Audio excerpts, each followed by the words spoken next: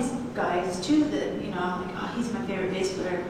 I wouldn't have a female. I mean, there's some that I look up to, but yeah, I would say male too, just because that's what, when we're younger, that's what we're exposed to. It goes back to even women's rights, you know, that also affects with the music, you know, voting, not just being your typical housewife, you know, actually having a career.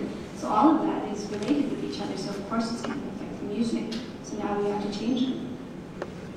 That brings me to something else that Cyndi Lauper had said in her, again in this documentary.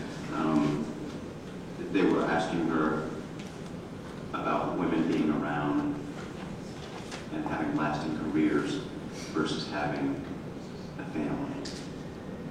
And she said that if she'd gotten married to someone in her 20s, she'd have grandchildren. And she'd be rocking in a fabulous chair on her fabulous porch somewhere. So it's so different in my life. All these younger women who are singers, I sometimes think that they see their future in me, and it's not such a good thing. I made a choice to not be married and not have children because I wanted to be a big-time rock and roll star. And people can get mad at me for saying this, but I did not feel that I could do both. I would have been, I think, a great mom, and I would not have put my career first once I had a baby. And I'm going to correct myself, that was Stevie Nicks.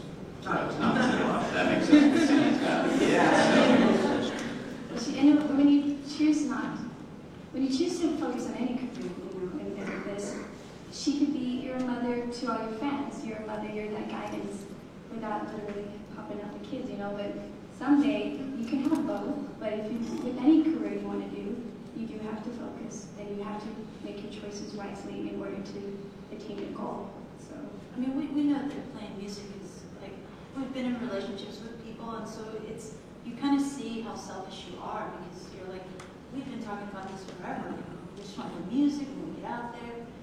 So that leaves like less room for that one person, and they kind of feel like, oh, where's my attention? Are you going on the road again? And it's a very selfish career. So I can see why she said that. But when you find balance, of course, you can do anything. As you think having a teenager is hard, imagine having all these people that are looking up to you for the next song or some kind of word that's going to change their lives. So it's kind of like it's still a level of stress, but strength that you gain, and you have to have the balance and the strength in order to keep doing it. Here's the thing about people expecting a song that's going to change their life. When you write songs, do you think, this one has the potential? That's how, when I was saying earlier about how there's a certain level of, you know, people expecting things, but you push that to back in your mind just for a second so you can focus on the root in order to continue to give a pure thought, pure devotion, pure love, pure hate, pure sadness, pure anger, in order to satisfy that need. So it is in the back of your mind, especially if you get any sort of success, but it is not completely what drives it. Listen to your woman, but not closely.